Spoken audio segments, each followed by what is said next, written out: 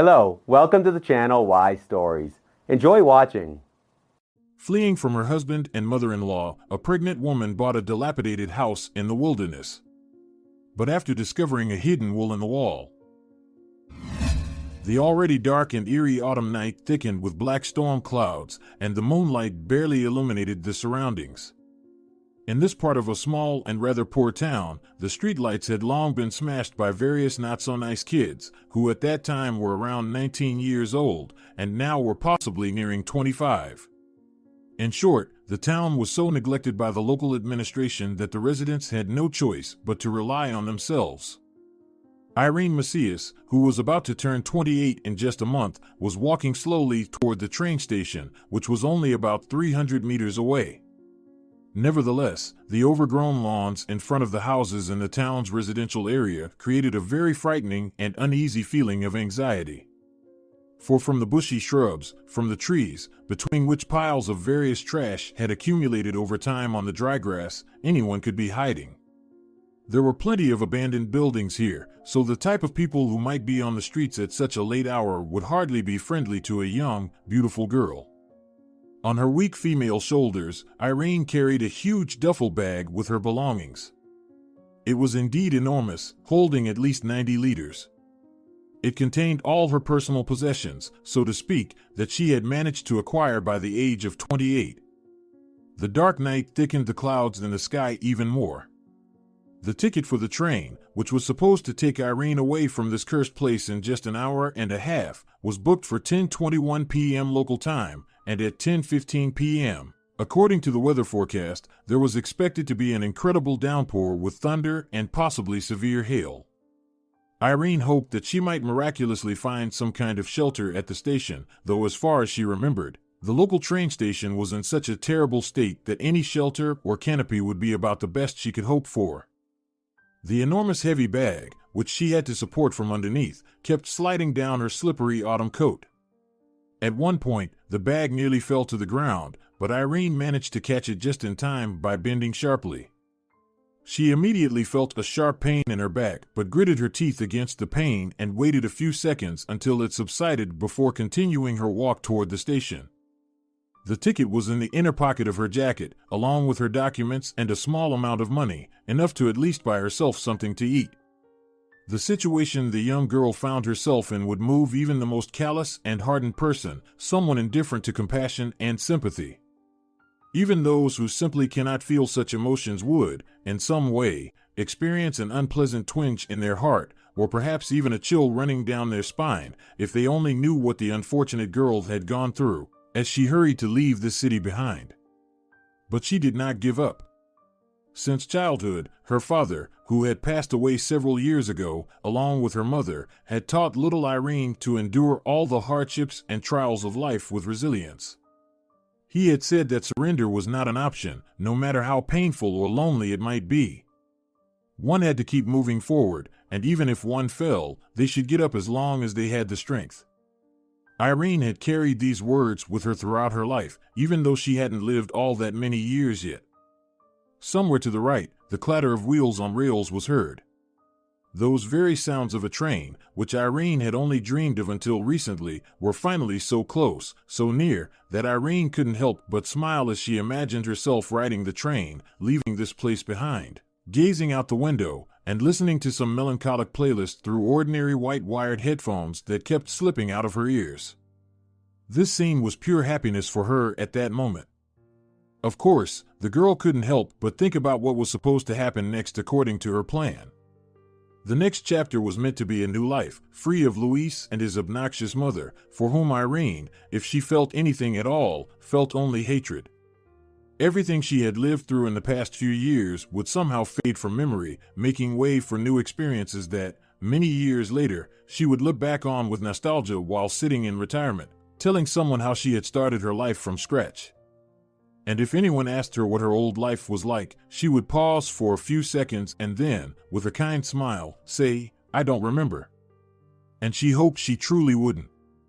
It would be quite fortuitous if she were to accidentally fall, landing awkwardly, and then wake up in a hospital where she discovered she had lost her memory. And no memories could ever be recovered. That was the second thing she truly wished for at that moment. Meanwhile, Irene had almost reached the train station.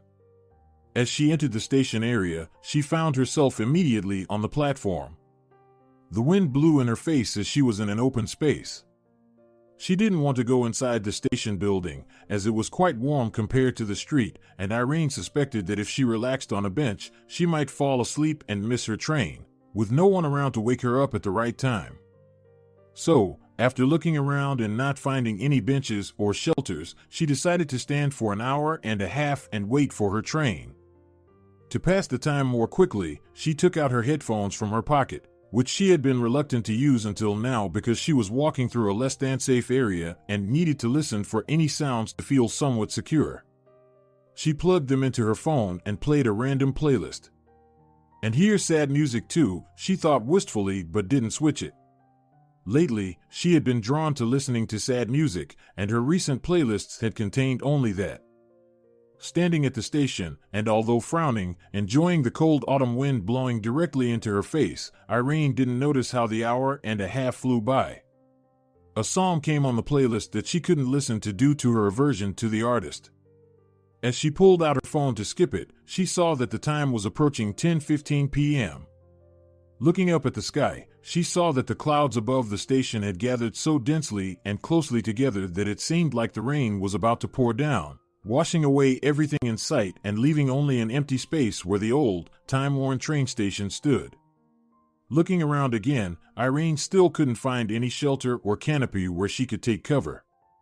So, she decided to go inside the station building. Perhaps there would be some people there, as there was no one on the platform. The silence and emptiness, with a young, vulnerable girl in the midst of it all, were overwhelming. But despite her vulnerability, she had so much will to live that she was willing to leave the city where she had spent her whole life to start anew. Yet inside the building, there was no one either. Only a solitary ticket agent, sitting in a small room visible only through glass covered with old, rusty bars, was silently working on a crossword puzzle. Irene, looking around and realizing that she was the only one there, quietly walked to the first bench she saw. Her footsteps echoed throughout the hall, and the ticket agent, hearing this, was forced to pay attention to the entering girl. "Where are you headed?" she called through a small opening in the window, adjusting the thick glasses on her face. "Are you here for a ticket?" "I bought my ticket a couple of days ago," Irene replied. "My train is in, 11 minutes. The ticket agent was surprised. Leaning closer to the window, she folded her hands on the sill and looked at Irene with a kind of interest. Then, smiling with the corners of her mouth, she said, "Interesting, young lady, are you sure you're not mistaken? Maybe you bought a ticket for a different train and got confused?" "Why do you think that?" Irene asked, and she quickly unfastened her jacket to retrieve her ticket, just to confirm that she was going where she needed to. "I see you're the only one traveling on this train," squinted the elderly ticket agent with a large protruding mole near her nose and lips as wrinkled as tree bark. "No one else has bought tickets. Do you like to travel alone?" The ticket agent's company started to irritate Irene. The old woman, who probably should have been retired a long time ago, judging by her appearance, was too intrusive and clearly overstepping her bounds. Irene had no intention of justifying herself or explaining why she had chosen this particular train, direction, or time. Circumstances had shaped her choices, and an unfamiliar elderly woman should not be concerned with them. That she was the only one boarding the train at this station was definitely not her problem. "I need to go to the destination of this train," Irene replied, still relatively calmly, though a slight note of sharpness crept into her tone. "As for why no one else is going there, I don't know." The ticket agent shook her head, then stepped away from the window, returned to her chair or stool, made a soft clicking noise with her lips, and continued silently examining her old-fashioned crossword puzzle. Irene watched the ticket agent for a few more seconds, expecting her to say something else, but the old woman had now completely disengaged from the conversation. Irene took out her phone to check the time again. It was 10:15 p.m. The door was closed, but it had a cutout window through which she could clearly see raindrops. However, the storm hadn't started yet. They lied here too, the girl thought, and she pulled up the weather forecast online. But before she could type her search query, she heard the sounds of an approaching train again. The wheels of the train clattered on the rails. With excitement in her eyes, Irene hurried to turn off her phone, lift the heavy bag she had placed beside her on the bench back onto her shoulder, and leave the building. "Safe travels," the ticket agent called out as a farewell. "Not even going to check my ticket?" Irene asked, surprised, turning to the elderly woman who was still absorbed in her crossword puzzle with the same impassive expression. "I trust you," the old woman nodded. "Go ahead." Without replying, Irene hurried out of the station building. It was still not raining outside, but the clouds seemed to have darkened even more in the few minutes she had spent inside. The train stopped at the platform, and its doors opened. Again, looking around, Irene saw no one else. Then, scanning the train windows, she counted only a few people who would be traveling with her. Delighted that she wouldn't be alone in the unfamiliar train, she boarded, took the first seat she found most comfortable, and placed her bag on the seat next to it. The headphones that had been hanging under her coat now rested on her chest. Ensuring she hadn't left anything behind, she pressed her cheek to the window and plugged the headphones into her ears. Once again, the melancholic music played, causing tears to begin flowing from her eyes and trickling down her cheeks. But there were no more tears left to fall. Ahead on the horizon was an entirely new life. Irene had already decided that nothing should stop her from starting anew, ensuring that no smudge from the previous page she was now turning would reappear. A few minutes later, the train doors closed, and raindrops began to appear on the window. Even such a small detail as the timing of the rain seemed to play in Irene's favor. She had learned to find signs from above in these small details. And when she realized that the rain had started just as she was leaving, she was reassured that her new life would be better, excellent even, certainly much better than here, in this place. The lights in the train carriage went out, creating a very good atmosphere for falling asleep. The journey was going to be long because Irene was traveling far from here, from the center of the country. She was heading towards the mountains, where a lot of snow falls, and she planned to settle somewhere near Soria. The distance wasn't very great, and Irene was fortunate that there were trains running on this route. She didn't want to travel in a couchette, she preferred the comfort and convenience of a seat in the train. Then, as soon as the train started moving, Irene suddenly realized that she actually wanted that one small smudge she had left on the previous page of her life to be duplicated in her new one. This small smudge, which she didn't yet know, was growing inside her. After all, starting a new life without her now ex-husband and his annoying mother, she couldn't leave behind an innocent child, even if it had the least ideal biological father. If necessary, Irene was ready to raise the child on her own. That evening, Irene had returned from work quite late. In one of the large supermarket chains that was widespread across the country and had a colossal customer base, where Irene also worked, her replacement for the night shift was delayed by almost an hour and a half. Of course, the girl had a heated argument with him because she needed to get home as soon as possible. But given the circumstances, and after finding out the reasons for her colleague's delay, she was forced to be understanding. Returning home in the dark, when the clock had already passed midnight, Irene could only think about whether Luis was asleep or not. If he was asleep, then she had nothing to fear. But if he was still awake, sitting in the kitchen and shaking with nerves and stress he essentially brought on himself, waiting for her to come home, then she would face a major confrontation. Luis was the kind of person who kept all his emotions, mostly consisting of anger, bottled up until the last moment. He sometimes called and started arguments over the phone, but usually waited until his wife came home before beginning to hash things out. But the worst possible scenario would be if Luis's mother was also waiting at home for Irene's return. Her name was Senora Alida. She was 59 years old and a very unpleasant woman. Irene had realized this back when she was still in love with Luis, shortly after they got married. At the wedding, the future mother-in-law showed her worst side, starting with criticizing her daughter-in-law's appearance. Although she did it as delicately as possible, Senora Alita essentially scolded Irene for her makeup, which actually suited her very well and enhanced her already beautiful appearance. Senora Alita also remarked that the dress Irene had chosen did not fit her well. Back then, Irene tried to overlook this, convincing herself that the mother-in-law was simply in a bad mood that day. But on that very day, their wedding day, August 11th, 6 years ago, while Senora Alita had just criticized her nearly daughter-in-law, she praised her son's appearance so much that if his smile could stretch from ear to ear and meet at the back of his head, it surely would have from such compliments.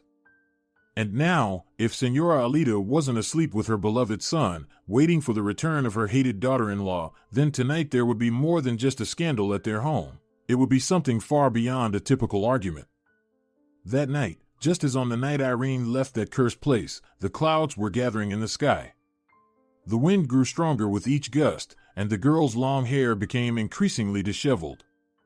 As she approached the house, each step made her heart pound harder. Her legs seemed to want to turn her body 180 degrees and run as far away as possible to escape this nightmare. As Irene got closer to her home, she noticed that the kitchen light was on. She sighed heavily, trying to muster the strength and patience to endure this hell once more, presented to her in the guise of people who called themselves her family. People who were supposed to support her and prevent her from collapsing mentally, but instead pushed her into a pit of depression and constant stress, nervous breakdowns, and other unpleasant things. Opening the gate and entering the yard, Irene first glanced toward the doghouse near the entrance to the property. In the old, peeling doghouse that Luis had built a couple of years ago from damp boards, their dog Rocky lived. To his own misfortune, Rocky had found his way to them. Until this moment, Irene hadn't realized that dogs could also choose their owners. Rocky clearly hadn't chosen the best ones, and Irene felt very sorry for him. Rocky lay in his doghouse, resting his dirty face on his paws, which reflected nothing but despair but would light up with hope whenever he saw Irene. The girl felt ashamed that she couldn't help the poor animal. What to say, if she couldn't even help herself? Locking the gate, Irene steeled herself and took a step toward the house. After walking a few meters, she began to berate herself for not checking Rocky's food bowl earlier. If she went back now to check, her husband, who was almost certainly watching her from the kitchen window that faced the yard, would think she was scared and decided to leave, avoiding the unpleasant conversation. Once again mentally sympathizing with the dog, she continued toward the door.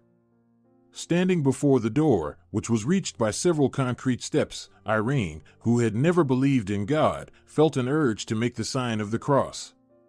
Thoughts raced through her mind at lightning speed. She tried to anticipate every possible scenario in the few seconds she had. In her imagination, she could respond to her husband's rudeness with her own rudeness, slap him, and leave without saying goodbye. Such fantasies gave her a false sense of hope, which, in reality, had no chance of coming true. They were just her fantasies, her own imaginings. But even they helped her gather some additional courage and believe in herself. Gathering her courage once more, she climbed the steps to the porch and entered the house. The door slammed shut behind her. The entire yard, like the street, was enveloped in silence. It was the classic calm before the storm. "Where have you been all this time?" Luis's angry voice echoed in Irene's mind. She hadn't even reached the kitchen, where her husband, and quite possibly his crazy mother, were sitting, when she already heard the complaint directed at her. Despair engulfed her, the hopelessness that had been lurking inside her, waiting for the right moment to emerge, finally surfaced. At that very moment, as soon as she heard Luis's voice, she realized how deeply she was disappointed not only in him but in her life as a whole. After all, she had chosen this husband for herself. She had chosen to live with him and his mother under one roof. Ultimately, it was she who had initially chosen the strategy of not fighting back but loving to the end. Her own actions, decisions, and principles were ultimately destroying her, causing unbearable emotional suffering, and could potentially lead to a prolonged depression, a drinking problem, or something even worse. Removing her shoes and taking off her jacket, Irene walked into the kitchen with her head bowed. No matter how much she wanted to, no matter how hard she tried to resist her gentle nature and convince herself that she needed to stand up for herself, she couldn't face her fear head-on. At times like this, even her father's voice, like a personal guardian angel sent to her, didn't offer comfort. His important life lesson that, no matter how bad things got or how hopeless she felt, she still needed to get up and keep moving forward despite everything, didn't help her now. I was at work, Irene said quietly, waiting for my replacement. He was delayed for an hour and a half because his girlfriend suddenly ended up in the hospital, and he had to go to her. There was nothing I could do, Luis. The circumstances were what they were. She still kept her head down, but could already feel the malevolent, enraged breath of her mother-in-law, who was likely sitting right next to her husband. Even without seeing him, Irene felt the piercing, hateful gaze from below, eyes boring into her from head to toe, digging into the most secret corners of her soul to finish her off completely. At work, the spiteful voice with a clear note of mockery came from Senora Alida, and the circumstances just happened. Did you hear that, Luis? I heard, Mom, the man replied, but please tell me, why can't circumstances ever work out in your favor? You've told me countless times that our whole life is in our hands, Irene. So why can't you take these damned circumstances into your own hands? Because it's my duty to wait for the shift change, the girl answered quietly. I can't leave the store until my replacement, Fidel, arrives. And Fidel was delayed because his girlfriend. We've already heard about that damn girlfriend. Senora Alida interrupted. How much longer are you going to talk about her? Maybe you should explain why you couldn't call? Why didn't you give us a heads up that you were going to be late? Why do we have to sit and wait for you until midnight? We want to sleep too, dear. Because she wasn't at the store at all. Luis shouted. I know she's off with some other guys, not staying late at work. What's the point of her staying late at a 24-hour store if nobody comes in at night in our backwater? The damn workers are just sitting there, wasting time, while our Irene doesn't waste a minute. I know that for sure. At that moment, Irene finally gathered the courage to look up, meeting the eyes of her tormentors. At the center of the table sat a half-naked man with bleary eyes and dark circles beneath them, the result of his unhealthy lifestyle.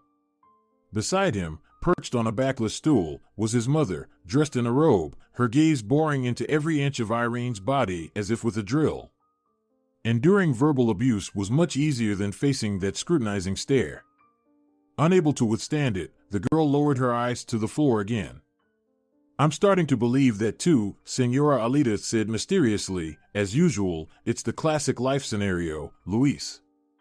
Now she's running around with other men every night, and soon she'll start bringing those men here. I'm not running around with other men. Irene suddenly exclaimed, but was immediately cut off by her mother-in-law. Shut up, you fool. Do you even realize that your escapades are threatening the existence of your family? I trust my son more than I trust you. And if Luis believes that you're an unfaithful wife, then that's the way it is. His intuition has never let him down. Intuition? Irene asked, suddenly finding some courage. What intuition? My intuition tells me that he's a damn mama's boy who hides under her skirt all the time. And my intuition also tells me that you're a damned panic-stricken and irresponsible mother since you've spoiled your son so much that at 30 he still lives with you and has no intention of moving out. Irene's voice echoed through the room, but after her last word, there was a profound silence in the house.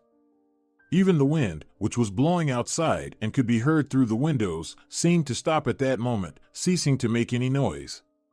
The whole world seemed to hold its breath, like a frightened audience in a movie theater, waiting to see what would happen next. Irene raised her head. For malevolent eyes continued to stare at her, but neither Luis nor his mother moved at all. After a few seconds, which felt like a few hours, Luis and Senora Alida slowly turned to each other and then back to Irene.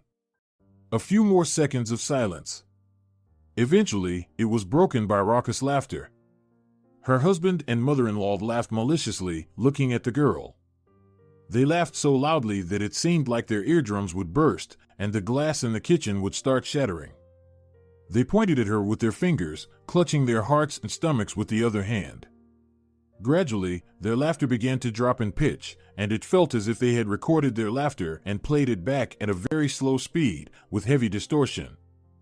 Irene looked with a bewildered gaze at her family, who were laughing maliciously at her, and then, darkness. All-consuming, terrifying darkness, with no chance of escape, though there was one chance to escape it, and Irene took that chance. She opened her eyes. It was the same dream that had troubled her often. It had come to her again. The same wretched scene she had hoped never to see again. It had appeared to her when she had accidentally fallen asleep on the train. The sad music continued to play in her headphones, and outside the window it was still very dark, just as it was inside the train car. But there was no more rain. The droplets on the outside of the window that had been there when the train first departed from the station had already been blown away by the strong wind and the train's speed. Rubbing her eyes, Irene sleepily surveyed the dark train car. At first, she saw nothing, but she wanted to hope that the train had already stopped somewhere and that there were at least a few more people in her car. But there was no one.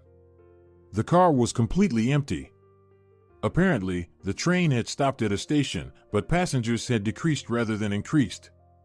She could risk moving to another car, but Irene decided she was fine staying here. There was no conductor, so she could move freely between the cars. With a hint of sorrow, she gazed once more at the endless darkness hiding between the trees and the forest corridor through which the train was currently passing. Perhaps it wasn't just a corridor but a full-fledged forest, and somewhere deep within it, wild animals, foxes, bears, wolves, might have lurked, ready to maul her if she were left alone in the wild. But she thought that even being eaten by a wild animal would be a better outcome than leaving her life as it had been before she boarded the train. There were no streetlights, no infrastructure, no signs of life outside the window. Everything was as empty as her soul. Irene took out her phone to check the time. She still had 5 hours until her final destination. Yawning sleepily, she pressed her head against the window again and stared between the trees, somehow drifting back to sleep. Miraculously, she woke up 20 minutes before the train arrived at her station, where she was supposed to get off. Realizing this, she was incredibly relieved, as missing her stop would have been easy and straightforward, and she would have ended up traveling to an unknown destination. But she knew exactly where she was going. The gloomy morning was now outside the window. There was no rain, just gray clouds that didn't bring storms or downpours, obscuring the sky and preventing any sunbeams from piercing through. Irene liked this kind of weather. She nostalgically remembered how, as a child, she used to argue with her father about which weather was better. She must have been around 10 years old, or maybe even younger. Her father would lie on the couch in the living room, watching some political shows he adored, while little Irene, bursting with energy, would try to interrupt him and grab his attention. Every time there was a good opportunity, she would try to get her father's attention with some odd questions, to which he, by the rules of the game she had invented, was obligated to answer. Otherwise, he would lose the remote for 2 hours. "I don't know whatever possessed me," Irene recalled with a smile as the train sped through the morning forest. It was then that the question arose which Irene would probably remember for the rest of her life. Which is better, rain or sunshine? Little Irene asked her father. "Of course, sunshine," exclaimed her dad, trying to snatch the remote from her. "That's not true. Rain is better because when it's sunny, it's very hot, but when it's raining, it's cool outside, and it feels so nice to sit at home and look out the window." Irene still held the same opinion. She loved sitting by the window in rainy weather, watching as people hurried down the streets, quickly opening their umbrellas they had previously carried in their hands, or urgently pulling on the hoods of their jackets. Now she would have plenty of time to enjoy such sights. Even if there were no passers-by, no umbrellas, or hoods, there would be fresh air, clean nature, and a virtually untouched environment. There are few places like this left nowadays, but Irene had managed to find one. Soon, the girl got off the train and found herself at a bustling railway station. There were definitely more people here than in her hometown when she left, and now she could feel that she was not alone. No annoying ticket clerk would tell her she bought a ticket for the wrong train and poke her nose into other people's lives. Looking around, she once again felt her bag slipping off her shoulder. The slippery jacket prevented the strap from sitting firmly on her shoulder, so she had to support the bag from below with her hand, but in the midst of unfamiliar sensations, Irene had completely forgotten about it. She managed to catch the bag at the very last moment, just as it was about to fall onto the asphalt. Again, Irene had to bend sharply to grab the bag, and once more, this action caused a sharp pain in her back. Straightening up, Irene immediately saw in front of her a dark-skinned woman who had appeared out of nowhere, dressed in strange, multicolored woolen garments. The woman looked young, around 35, but her face, despite the youthful eyes and lips, was quite wrinkled. At first, Irene didn't understand what was happening. This woman, who was most likely a gypsy, looked at her with a detached gaze, or rather an inquisitive one. It was as if she was trying to read Irene's soul, and then, after a few seconds, fear, perhaps even terror, appeared on her face. "Why did you come here?" the gypsy woman asked. "Who are you running from?" Surprised, Irene wanted to twirl her finger at her temple but refrained from this impolite gesture. "What are you talking about?" she asked. "Who am I running from?" "You are running from someone," the gypsy woman said slowly, "from someone frightening. Are you afraid of him? Don't be afraid, no, he won't harm you anymore. And what you have left from him will bring you immense happiness. Not soon, no, you'll have to wait." She was probably referring to the baby still in Irene's womb. The baby she was carrying was not yet 3 months old, and her belly didn't protrude much. How did the gypsy know about it? Irene was overcome with a wave of goosebumps. "I see that great happiness awaits you. Very great." Surprisingly, the gypsy spoke without any accent. Her voice was slightly raspy, creating a persistent impression that she had been smoking the strongest tobacco available on the planet all her life. Perhaps that was indeed the case. After all, smoking is quite common among gypsies. This ancient nomadic people rarely denies themselves the pleasures of such unchanging and banal habits, which destroy health and, in the long run, life itself. The gypsy woman began to cough, covering her mouth with a fist. Irene continued to watch this dark-skinned stranger with great skepticism, but still felt that she could not completely disbelieve her. Somehow, the gypsy knew that Irene was pregnant, even though her belly was not yet visible through the autumn jacket. "What's your name?" In her fantasies, Irene had long since bid farewell to the gypsy, pretending that she found no truth in her words, turning around and going wherever she needed to go. But in reality, the only phrase that managed to escape from her lips was a question about the gypsy's name. "It doesn't matter," the gypsy replied. "It doesn't matter what my name is, since it won't give you any information, right? I see that you didn't come here by accident. I see that you're afraid of the new life you want to start. But you're not afraid of the beginning, you're more afraid of the gradual return to the life you're running from." Irene remained silent. She couldn't find the words to describe her feelings at that moment, no matter how hard she tried. She didn't believe in mysticism, divination, or anything similar. Every time in her hometown, elderly gypsies, of which there were many, extended their hands on the street asking for some money in exchange for telling her fortune, she would simply walk past them silently. But for some reason, here she couldn't just turn around and walk away, ignoring the situation. She wanted to keep listening to the dark-skinned woman.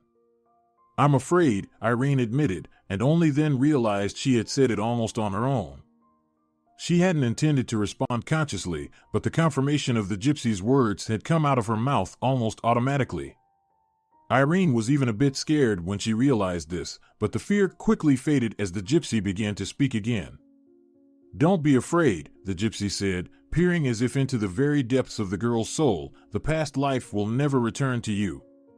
Rather, it will try to return, but you won't allow it. Your life, as you wish, begins anew. The stars and the sky are guiding you to the happiness you truly deserve. Your fate is now in the hands of forces that will prevent the return of the hell you've already endured. You've returned to your homeland, Irene." "Irene?" the girl thought, and her face reflected complete confusion and even a hint of fear. Irene did not understand how the fortune teller knew her name. Could it be that she had discerned something about her fate just by looking at her? She had heard that fate could be predicted by palm lines, but she had never heard that one's future could be predicted simply by looking at the person. The gypsy clearly possessed some supernatural powers that Irene could not comprehend. Then, the stranger slowly took a step back, nodded her head confidently, and then turned around and walked away, eventually disappearing into the crowd. Irene stood rooted to the spot, unable to understand or even process what had just happened. She could hardly move. Her hands and feet were numb, and all she could do was stand still and blink. The control over her body only returned a few moments later, when the fortune teller had vanished from sight, blending into the many people at the station. The stranger had indeed left Irene in a state of confusion that lasted throughout the day.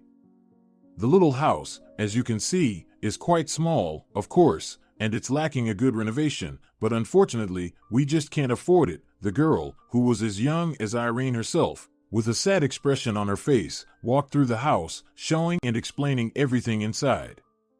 Each room had its own story, which this girl eagerly shared, but every story almost brought tears to her eyes.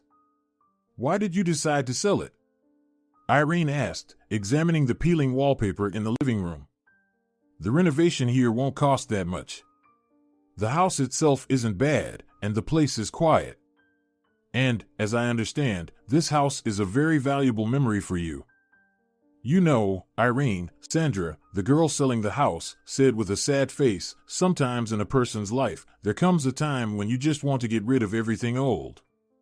You want to step into a new life, with a new breath and completely free from memories of the past. Of course, this house is a very precious memory for me. I was born here and spent almost my entire life here. But these memories don't let me move forward. I want to move on, to do something else. But all I can do now is come back here, reread my childhood diaries, and remember the times when my parents were still alive. I miss them terribly, but I feel like I need to move forward. Perhaps if they were alive, they would want me to do just that." In every word from Sandra, Irene found echoes of her own story. It was akin to two twin sisters who had never known each other, meeting and starting to share their lives. And in the process, each was surprised at how similar their lives were. "I understand you," Irene nodded. "I understand you perfectly. But why are you selling it so cheaply? Parting with memories is always hard. You know, memories are not meant to be exploited. Memories are meant to be forgotten sooner or later, leaving only certain, especially pleasant moments in your mind. Besides, even if I had priced this house higher, I doubt anyone would have responded." The deal was completed the same day.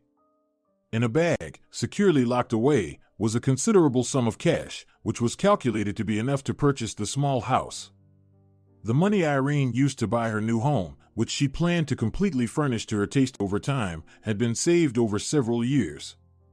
Sometimes she had to lie to her jealous husband about her salary being lower than it actually was. She didn't know why she had been saving this money. It was also a habit instilled in her by her now-deceased father from early childhood. From that age, the girl had strictly followed her father's life instructions, if they could be called that. And Irene never once had a hint of doubt that her father was advising her with anything but the best intentions. On the contrary, she had always admired how well prepared her father was for life and how he was now preparing his daughter. One could say that she was saving money for a rainy day. And that rainy day, as expected, eventually came, and it came. All the legal procedures for transferring the house's documents took a few more weeks. Grateful for the immense service, Sandra bid farewell to Irene and asked her to take good care of the house. Sandra had no doubt that the new owner of the old house would heed her request, because she had found something of a kindred spirit in Irene. They even occasionally corresponded afterward to check in on each other's lives. Irene quickly settled into her new home, located in a remote area outside the city, in a very small village with fewer than 1,000 residents. Nevertheless, it had everything needed for Irene's comfortable life. Nature, tranquility, and peace. These were the things she had longed for over the past few years. Gradually, she began tidying up the new house. The little house was indeed very small, but quite cozy. The renovation was old and unremarkable.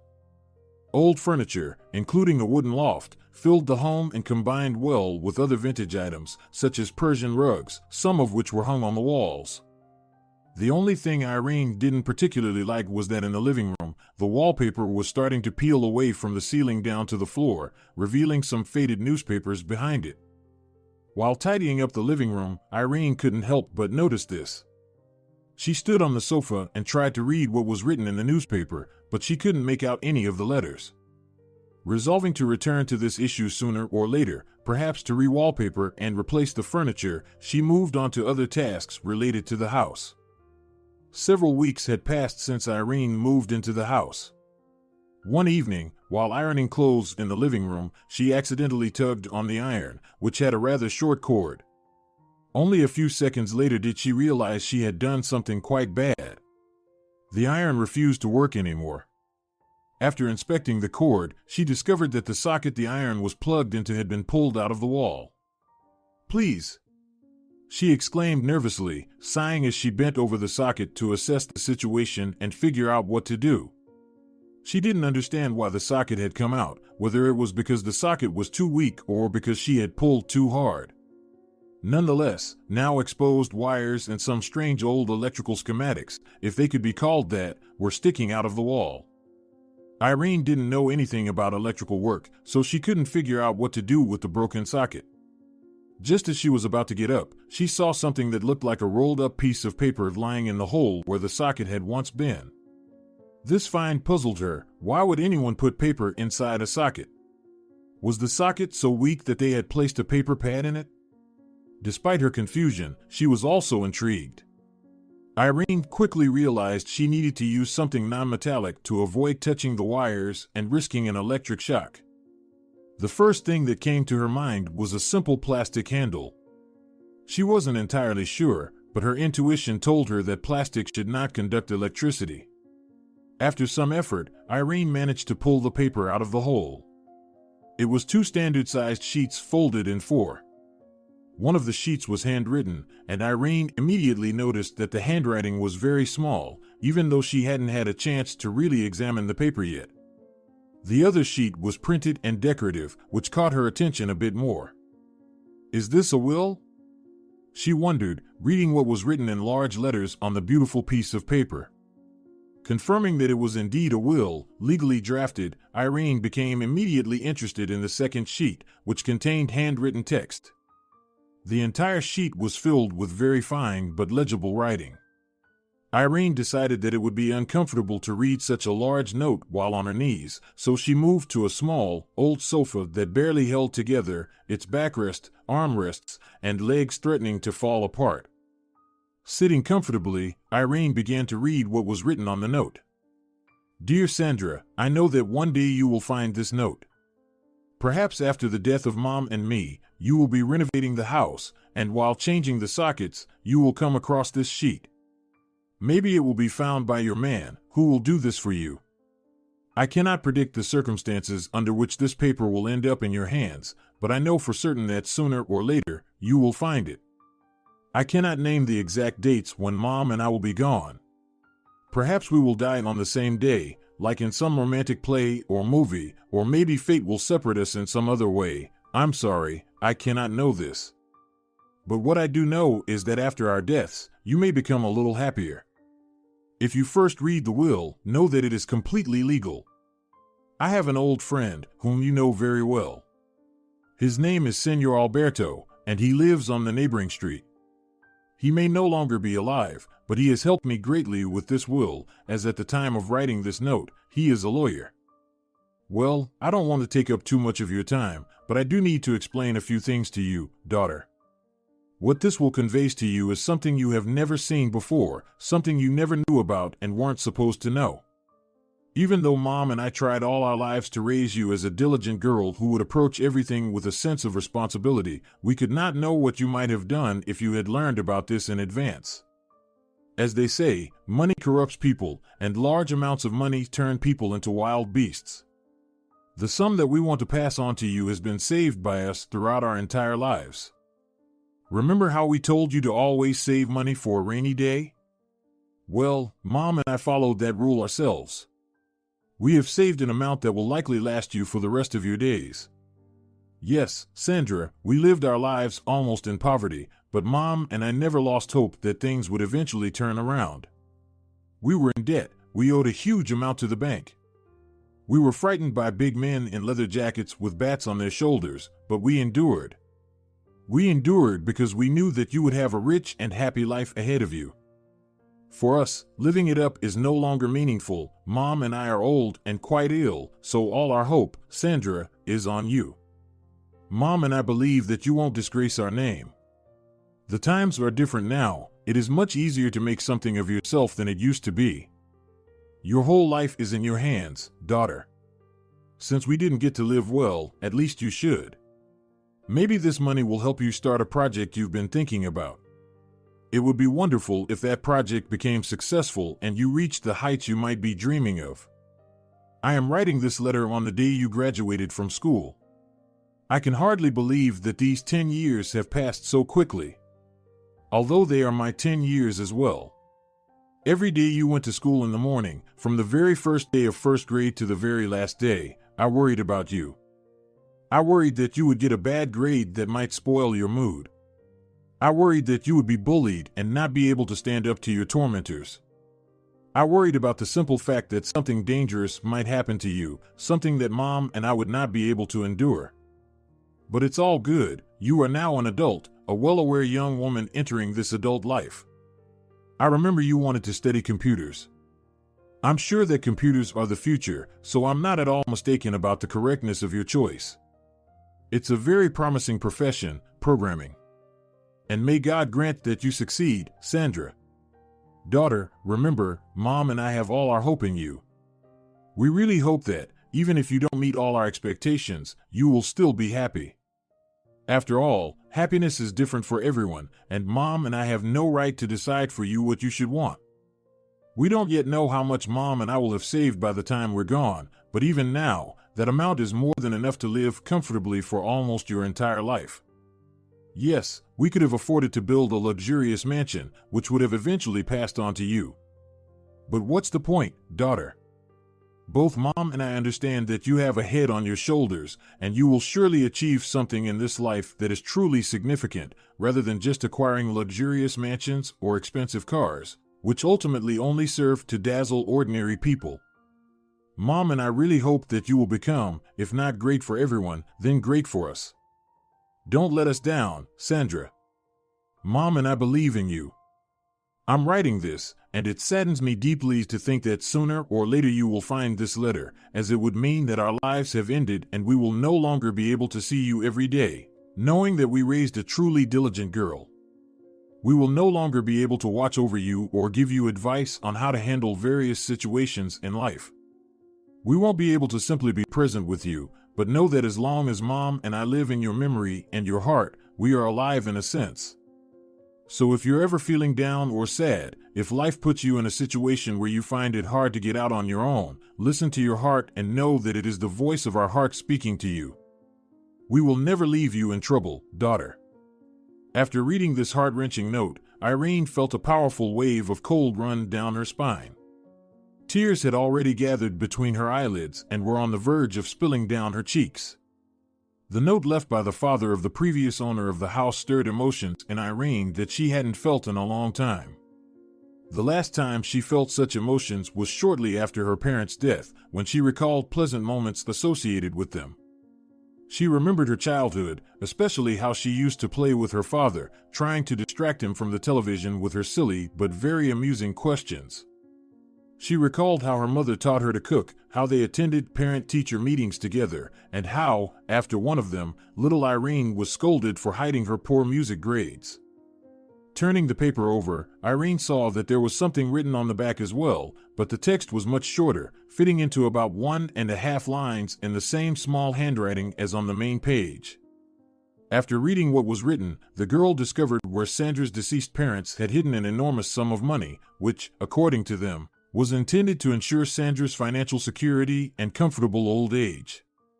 It was evening, and November was approaching, so the wind howled outside continuously. According to the note, the money was hidden in an old, dilapidated shed where Sandra's father, as he had written, usually sharpened knives on his homemade sharpening machine. As it turned out later, the sharpening machine was nothing more than an ordinary washing machine monitor with a special sharpening disc attached to it. Putting on her coat and taking her phone to light the way, Irene stepped outside and immediately felt the full force of the late October wind. The old shed was about 15 meters from the house, so reaching it was not a problem.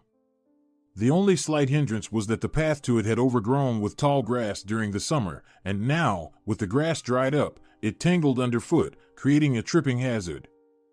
Upon entering the shed, Irene quickly found the table with the sharpening machine. The shed was indeed very decrepit.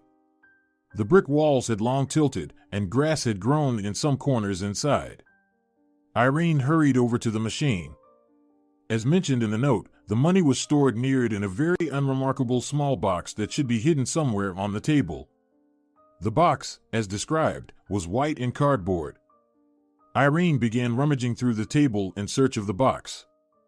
She wanted to find it quickly to confirm whether the note was truthful or not. Perhaps Sandra had already found the box, and there was no point in searching anymore, but it was only a guess. She needed to double-check. Then the flashlight beam fell on a small box that was lying far off, not in the most conspicuous place.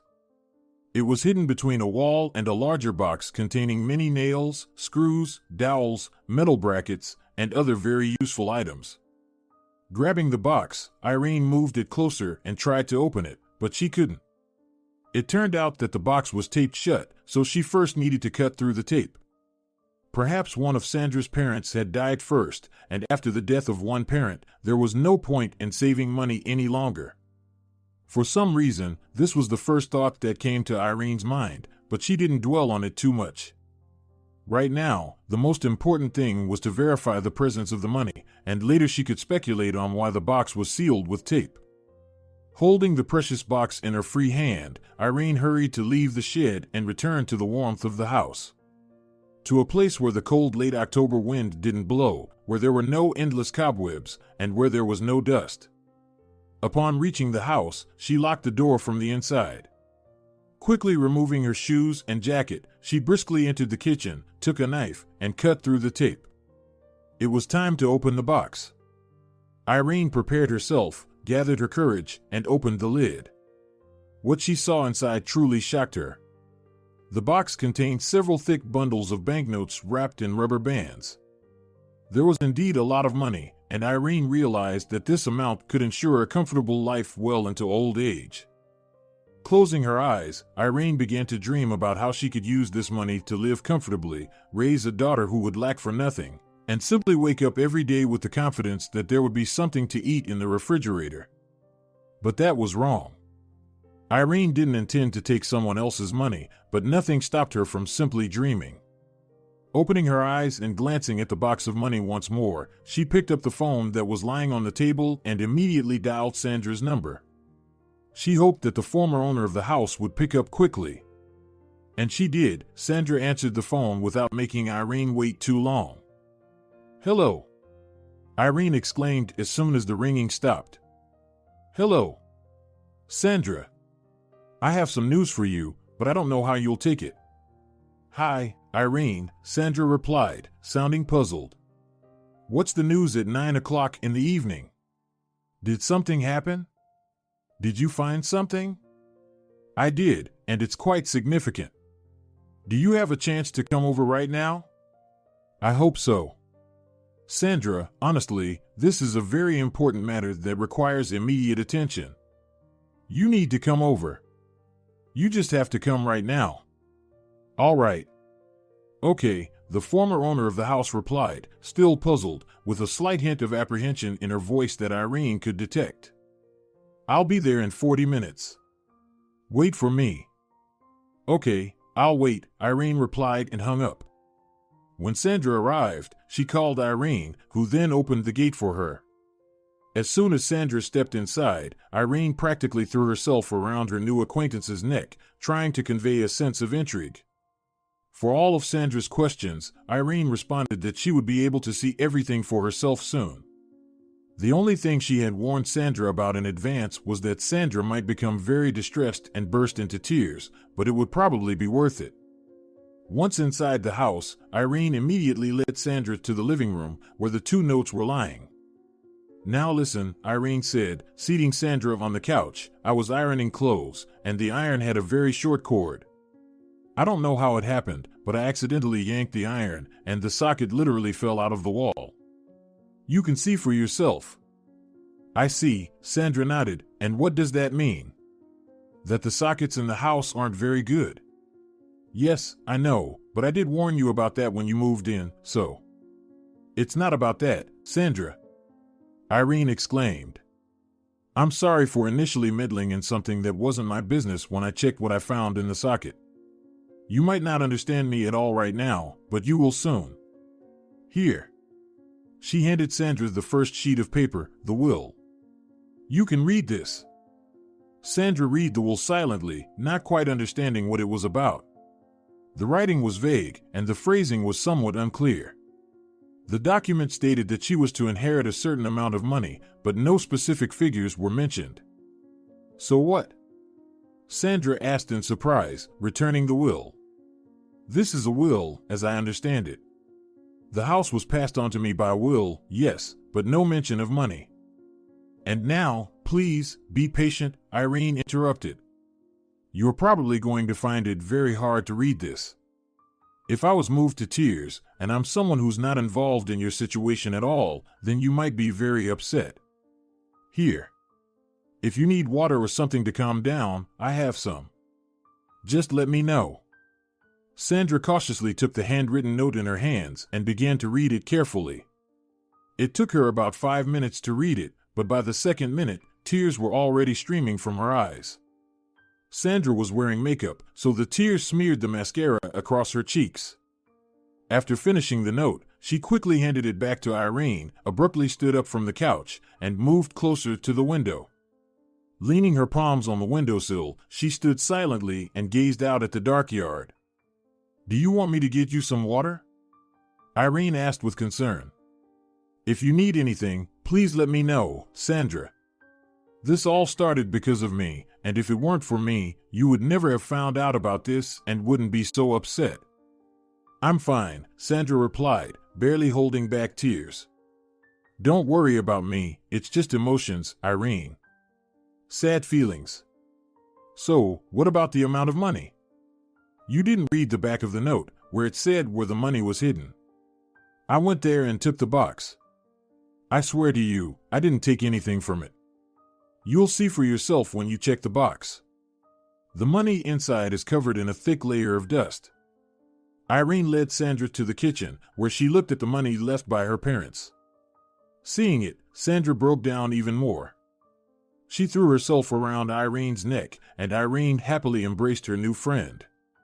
She sympathized with Sandra, but, to be honest, she also felt a little envious, though in a good way, not out of selfishness. As expected, Sandra took the money her parents had left her.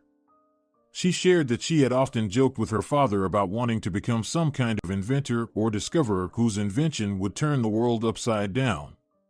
She had said this entirely in jest, but her father saw a small kernel of truth in every joke. Perhaps that's why he wrote what he did in the note. In a gesture of immense gratitude, Sandra shared a substantial portion of the money with Irene. She said she was incredibly grateful for Irene not hiding the information and for telling her everything as promised, and for not taking anything from the box herself. Sandra admitted that she had rarely met such honest and kind people as Irene in her life, and even said she wished she had such a best friend. Irene took this as a call to action rather than empty words, and immediately realized that she saw a kindred spirit in Sandra as well. With the money Sandra had given her, Irene did a major renovation on the house. She searched online and found a team of workers who promised to complete the renovation quickly and to a high standard. The reviews on their website were positive, so Irene decided to use their services. She wasn't disappointed, and within a couple of weeks, the small, once crumbling house had been transformed into a beautiful and modern living space. Time passed. Irene's pregnancy was approaching its end. During the nearly 6 months she had lived in the new house, her ex-husband had tried to reach her several times. He sent her messages saying that he had finally had a change of heart, that he had decided to choose her over his mother, and that he was ready to change for her. He wrote that he missed her terribly and had only now realized that he loved her more than anything in the world after losing her. But Irene was little concerned with the messages from the man who had helped her start a new life. By that time, she had also caught the attention of a young man who seemed to feel the same way about her. His name was Samuel, and he knew perfectly well that Irene was about to give birth. This didn't bother him at all. Samuel was very responsible, a fact evident not from his words, but from his actions and deeds. He was a very decent and good person with a conscience as honest as Irene's. In short, they were a great match for each other. Right before the birth, when Irene was about to have the baby girl they planned to name Marina, Samuel promised that he would treat her as his own daughter. At that moment, Irene realized that she had made the right decision to start a new life from scratch. For on this new page, there would be no more stains. If you're enjoying it as well, leave a like and subscribe.